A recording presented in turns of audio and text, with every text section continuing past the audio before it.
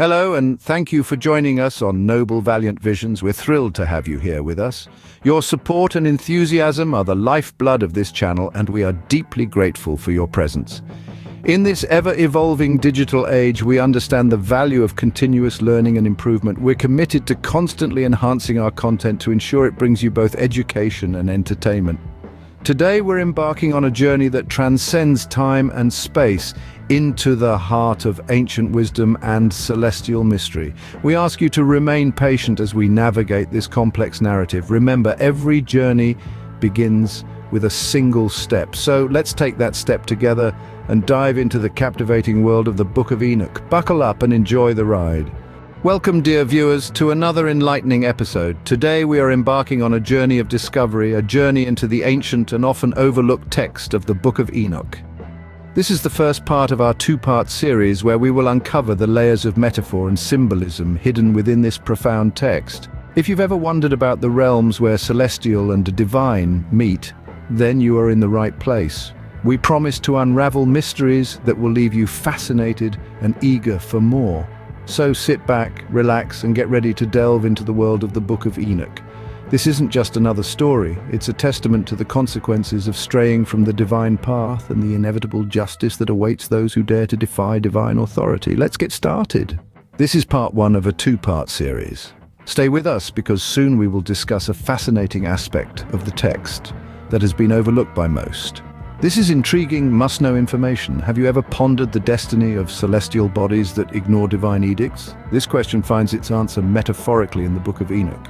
Join us on this captivating journey into unexplored territories where the celestial and divine intersect. We're about to enter chapter 21 and unravel its enigmas. Enoch, Noah's great-grandfather, ventures into a chaotic region where universal laws cease to exist. Above and below, neither the heavens nor a solid earth can be found. Instead, he encounters something utterly terrifying: 7 heaven-bound stars ablaze like massive mountains. This imagery conjures a potent scene of severe punishment and confinement. These flaming stars are not regular celestial entities. As revealed by Uriel, a holy angel accompanying Enoch, these stars represent angels who violated divine directives. These angels, symbolized as stars, are fettered here for 10 millennia, a duration proportional to their transgressions. This region isn't merely chaotic and nightmarish, it's a prison, an eternal jail for angels who disregarded divine orders.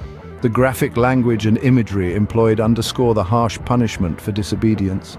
The stars, once free to traverse the heavens, are now shackled and aflame in a chaotic, horrific realm. The blazing mountains and descending fire columns serve as metaphors for the acute torment and punishment endured by these angels. In this way, chapter 21 of the Book of Enoch offers a vivid portrayal of the retribution for defying divine authority. It's a chilling caution of the repercussions of deviating from the divine trail and the inevitable retribution that awaits those audacious enough to flout divine directives. From a place of punishment, Enoch's journey takes him to another location that holds a different spectacle. Here we leave the fiery prison of angels, a place of chaos and horror, and follow Enoch as he transitions to a new site. This new location, unlike the prior, is described as a dark and dismal place, yet it holds within it a bright, incessant fire. The tone and atmosphere shift dramatically as we move from the realm of divine punishment to a place of divine reward. The fiery mountains and burning stars are replaced by shields of great price and crowns forged out of gold. These are tokens of reward, symbols of recognition for those who have loved the name of the Lord and have persevered in his commandments. The narrative now shifts from condemnation to reward, a contrast that we will explore in the next scene. Chapter 22 presents a stark contrast to the previous one, focusing on rewards rather than punishment. Where chapter 21 was a vision of tumult and fire, a place of eternal punishment for the stars of heaven that transgressed divine law, chapter 22 takes us to a different locale, one characterized by its darkness and incessant flaming fire. In the midst of this vision, Enoch encounters 2 men. These men, who Enoch later perceives to be cherubim, guide him deeper into the place. They lead him to the site of shields of great price and crowns forged from gold. The shields and crowns are not just material possessions, but hold a much deeper significance.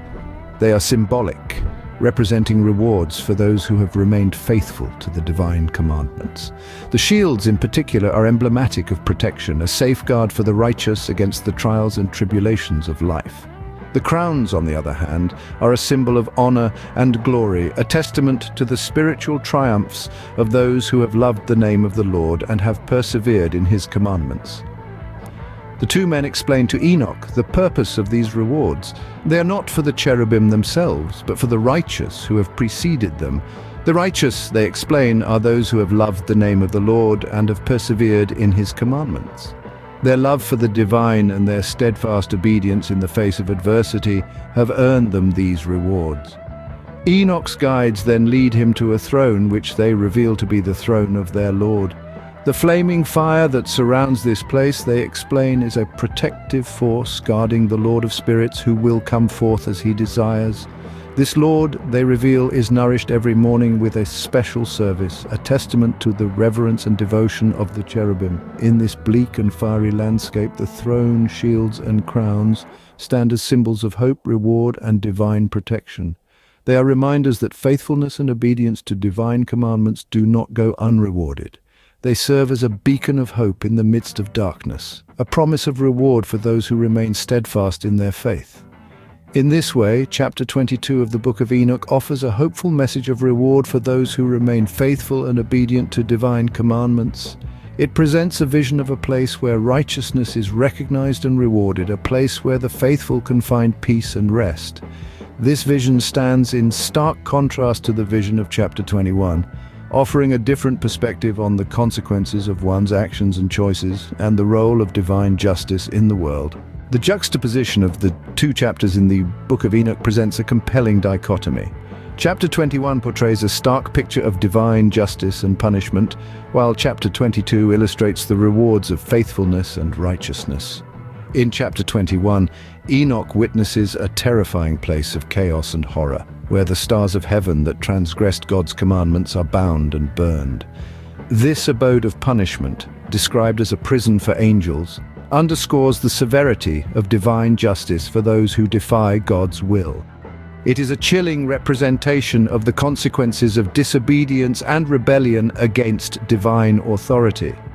Contrastingly, the subsequent chapter, chapter 22, takes us to a different realm altogether.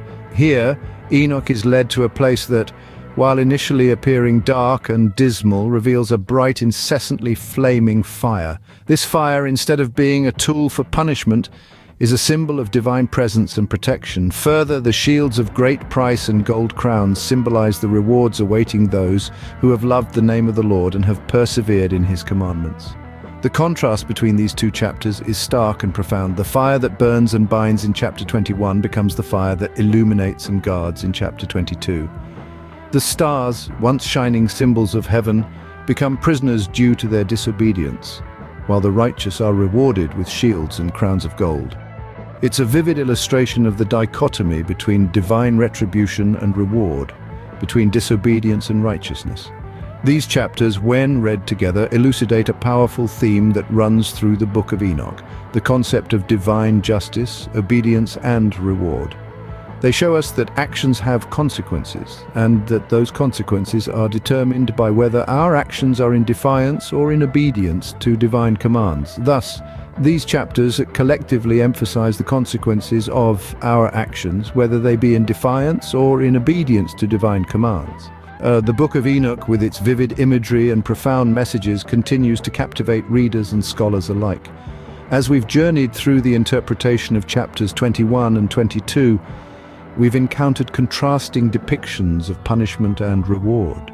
The sinning stars of heaven in chapter 21, bound in a fiery prison for their transgressions, serve as a potent symbol of divine justice. The message here is clear. Those who defy divine commandments will face severe consequences. On the other hand, chapter 22 presents us with a different narrative. Here, we find a place of resplendent glory, where shields of great price and crowns of gold are rewards for those who have loved the name of the Lord and persevered in his commandments.